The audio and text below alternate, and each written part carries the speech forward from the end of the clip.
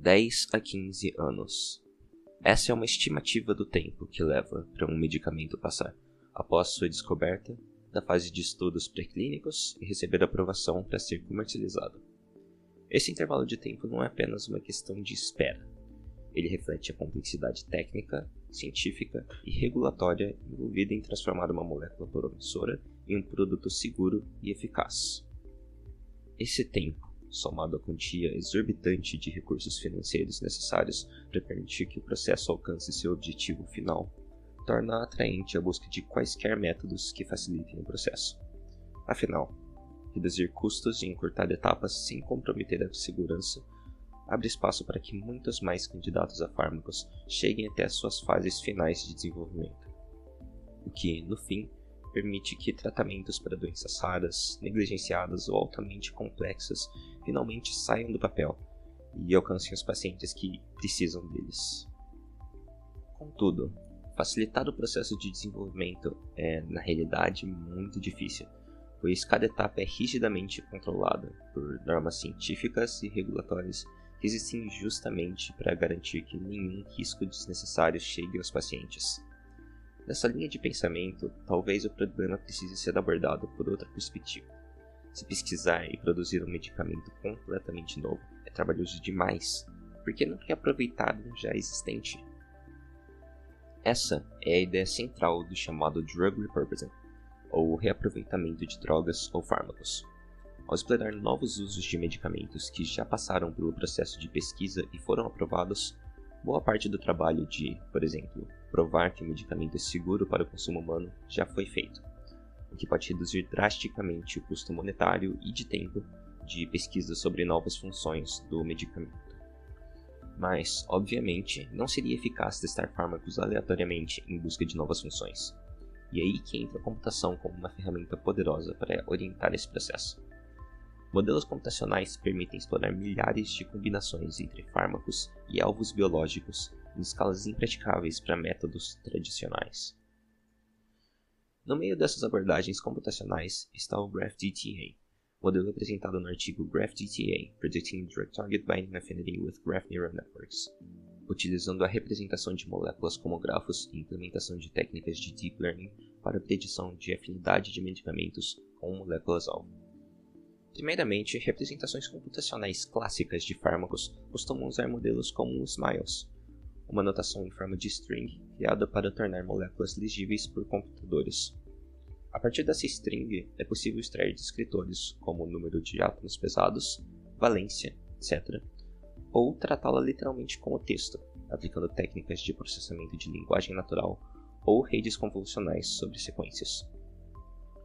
É uma solução prática e eficiente para muitas aplicações, mas tem uma limitação conceitual. Uma molécula não é realmente uma cadeia de caracteres, ela é uma rede complexa de átomos e ligações. Então, pensando na forma física planificada de uma molécula, parece natural representá-la, na verdade, como um grafo, onde cada átomo é um vértice e cada ligação uma aresta. Essa configuração é uma forma muito mais próxima de sua estrutura química real e é exatamente a abordagem proposta pelo GraphGTA. A vantagem prática dessa escolha é que redes neurais que operam sobre grafos conseguem capturar interações locais e padrões de conectividade que são fundamentais para a química. Por exemplo, como um grupo funcional afeta átomos vizinhos ou como a topologia da molécula influencia propriedades físicas. Representar a droga como grafo dá ao modelo acesso direto a essa geometria relacional, coisa que uma representação de string só infere indiretamente e muitas vezes de forma bem menos expressiva. Quanto às proteínas, o artigo propõe a utilização de uma representação baseada apenas na sequência de aminoácidos, por ser mais robusta e universal. Em vez de depender de estruturas tridimensionais, que muitas vezes não estão disponíveis ou podem conter incertezas experimentais, os autores recorrem ao UniProt, o maior repositório público e confiável de sequências proteicas. Cada aminoácido da sequência é convertido para um valor inteiro e, após truncamento ou preenchimento para um comprimento padrão, passa por uma camada de embedding que gera vetores de 128 dimensões. Em seguida, 3 camadas de convolução 1D e uma operação de max pooling extraem automaticamente padrões locais e globais, resultando em uma representação vetorial compacta e informativa da proteína.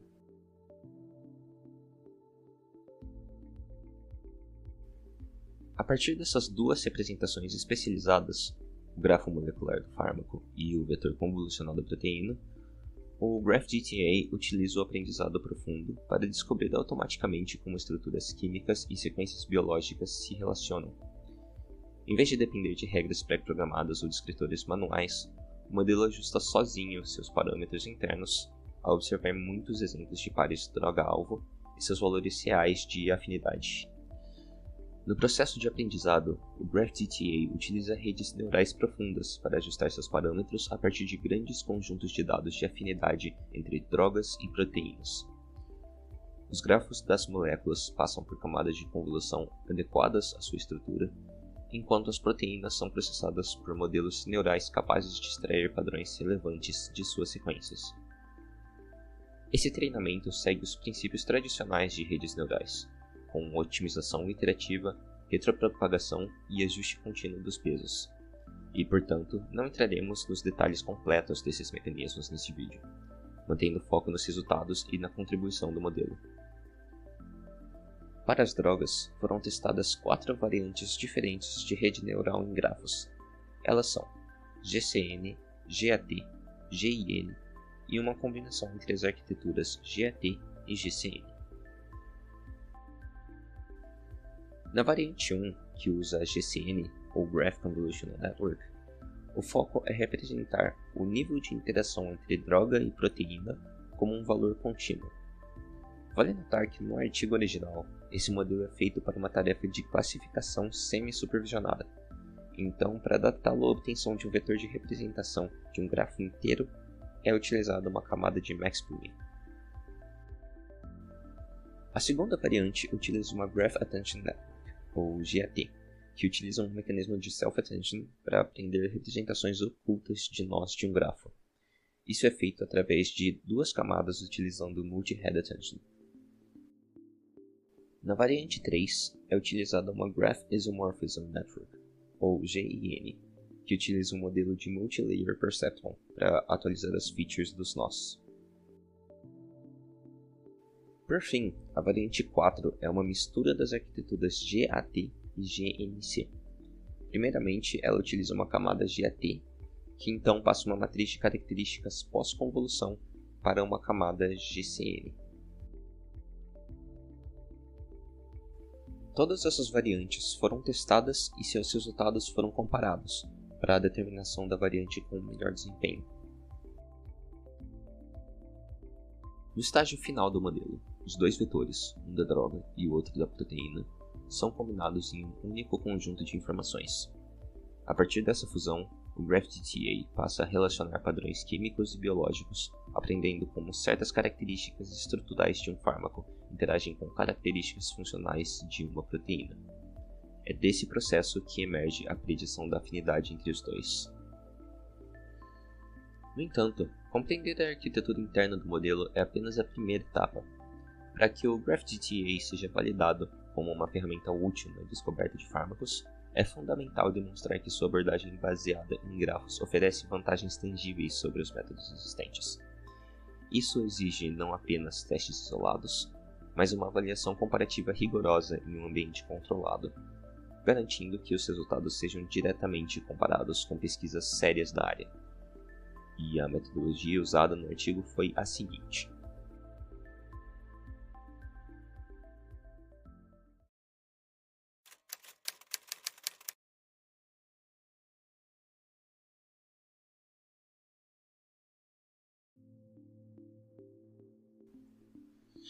Foram usados 2 datasets para a comparação do modelo criado com o estado da arte. O modelo foi treinado com os datasets em questão, mantendo a separação em sets de treinamento, validação e teste, que foi usada para os artigos que representam o estado da arte, DTTA e YDTTA. Foram utilizadas 2 métricas para os resultados. A primeira foi Mean Square Error, ou MSE, que mede a média das diferenças entre valores preditos e reais elevadas ao quadrado. A segunda métrica foi Concordance Index, ou CI, que calcula a corretude da ordem de ocorrências de um evento organizado em pares. Os datasets utilizados, referidos como Davis e Kiba, vêm respectivamente dos artigos Comprehensive Analysis of Kinase Inhibitor Selectivity, por Davis et al., e Making Sense of Large-Scale Kinase Inhibitor Bioactivity Datasets, a Comparative and Integrative Analysis, por Teng et al. Para assegurar uma comparação adequada com os modelos de referência, foi necessário manter condições experimentais semelhantes. Assim, após definir as métricas e os datasets utilizados, torna-se importante apresentar os parâmetros de treinamento que garantem uma avaliação consistente entre os métodos. Esses parâmetros foram os mesmos para todos os métodos testados. A tabela 1 mostra os hiperparâmetros utilizados nos experimentos. A determinação dos mesmos foi baseada em experiência prévia dos autores, sem um processo de ajuste muito detalhado. Todas as métricas de performance mostradas foram reportadas de acordo com as publicadas junto aos modelos de referência, DTTA e YTDTA. A tabela 2 mostra as comparações de todas as variantes utilizando o dataset Davis.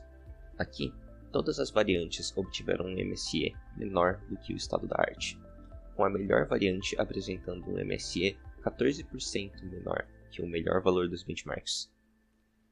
Duas variantes também obtiveram um CI maior que o estado da arte, mas as outras duas ficaram com CI pior.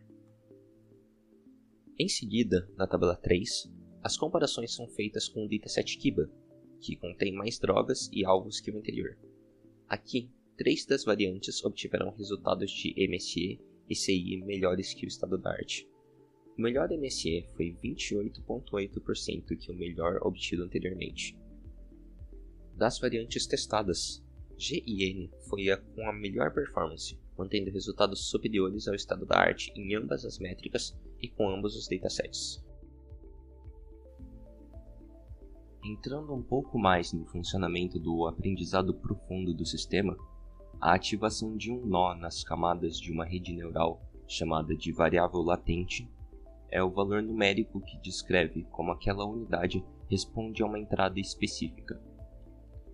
O conjunto dessas ativações ao longo de uma camada, ou de várias camadas, forma o vetor latente, que o modelo usa internamente para representar um objeto complexo, como uma molécula, por exemplo.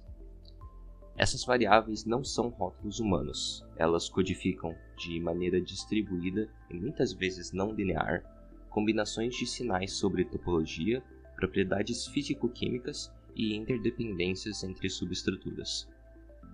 Por serem um repositório efetivo do conhecimento aprendido pela rede, as variáveis latentes carregam tanto o saber útil que sustenta predições corretas, quanto artefatos, vieses ou lacunas decorrentes dos dados de treino e da própria arquitetura do modelo. Explorar e interpretar essas ativações tem múltiplos objetivos práticos. Primeiro, validar se o modelo aprendeu padrões relevantes, e não apenas correlações aleatórias. Segundo, detectar grupos de amostras ou regiões do espaço químico onde o modelo é menos confiável. Por exemplo, outliers ou zonas com pouca cobertura de dados. Terceiro, guiar melhorias, seja acrescentando features de entrada, ajustando a arquitetura ou selecionando exemplos adicionais de treino. E, finalmente, conectar as predições a conceitos químicos reconhecíveis, facilitando a comunicação com especialistas da área e a predição de candidatos para testes experimentais. Então,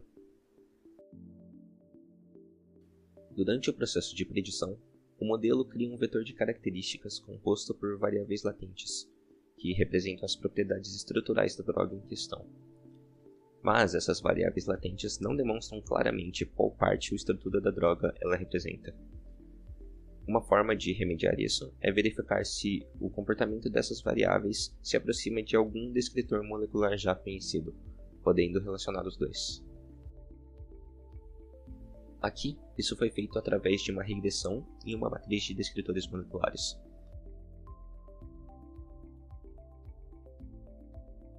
Na figura 2, os pontos verdes são as variáveis latentes, os pontos azuis são as drogas e as setas azuis escuras são descritores moleculares conhecidos. Foram plotadas as 128 variáveis latentes obtidas contra 38 descritores. Com esses dados, foi encontrado que 20,19% do espaço latente correspondia a descritores conhecidos, ou seja, cerca de 20% das variáveis que foram preditas se comportavam como subestruturas moleculares já conhecidas, o que nos ajuda a entender um pouco como as predições do modelo funcionam. As figuras na direita mostram também a relação entre duas variáveis latentes e o número de grupos OH alifáticos na droga, que também demonstram uma conexão entre eles. Um efeito inesperado nos resultados foi encontrado ao tentar entender a origem dos erros. Esse efeito pode ser visto nas figuras 3 e 4. Elas representam a mediana do erro absoluto para cada droga e para cada proteína, respectivamente, ordenadas da menor a maior. Olhando os gráficos, fica bem claro que algumas drogas causaram uma quantidade desproporcional de erros, com os piores exemplos chegando a um MAE maior que 2. Os autores não puderam encontrar nenhum padrão certo que pudesse prever quais drogas causariam muito mais erros. Ainda assim, conseguiram identificar uma tendência que apontava que drogas com subestruturas moleculares mais únicas são mais fáceis de prever corretamente, enquanto drogas mais difíceis de prever costumam conter somente estruturas mais comuns. O que faz sentido, é mais difícil prever os efeitos de uma droga específica se ela não incluir nenhuma característica que diferencia ela das outras. Os resultados estatísticos significam que o modelo consegue prever corretamente afinidades sem conhecimento prévio, mas ainda assim, somente cerca de 20% das variáveis latentes poderão ser explicadas com uma relação entre descritores moleculares conhecidos. O que isso significa é que, mesmo que o modelo não realize essas conexões da mesma forma que nós faríamos, os resultados que ele obteve ainda foram corretos, visto que ele supera o estado da arte. Os autores explicam que a forma como máquinas veem as drogas, as proteínas e as suas interações tem suas similaridades e suas diferenças com a forma como os experts humanos veem.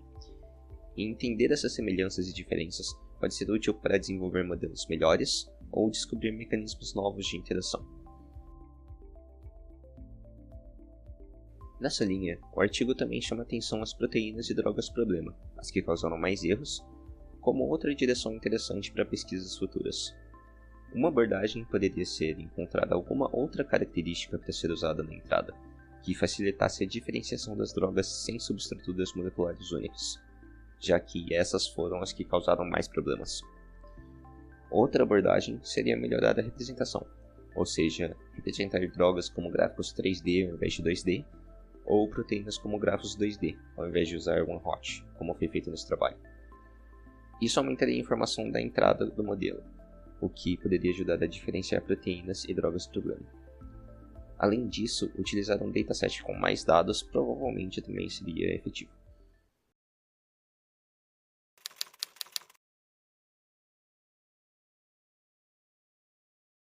Uma leitura conjunta dos resultados do BRAF-GTA e de sua análise estatística deixa claro como abordagens computacionais vêm constantemente evoluindo como ferramentas indispensáveis para a biologia molecular. Ao incluir tecnologias mais recentes, pelo menos 4 anos atrás, no processo de estudo de moléculas, o estudo evidencia possíveis caminhos que modelos desse tipo, capazes de substituir a experimentação demorada, podem seguir no futuro. Além disso, o fato de o BRAF-GTA ser essencialmente uma estrutura genérica aplicável a qualquer problema em que entradas podem ser representadas como grafos expande ainda mais suas implicações. Abre espaço para modelos que integrem estruturas 3D de proteínas, por exemplo. Mesmo reconhecendo limitações como a concentração de erros em algumas drogas e a perda de informação ao usar uma representação diferente para proteínas, o artigo demonstrou resultados impressionantes. No fim, o BRAF-GTA exemplifica o potencial até hoje crescente de usar metodologias de aprendizado profundo em áreas diferentes do conhecimento, nesse caso na bioinformática.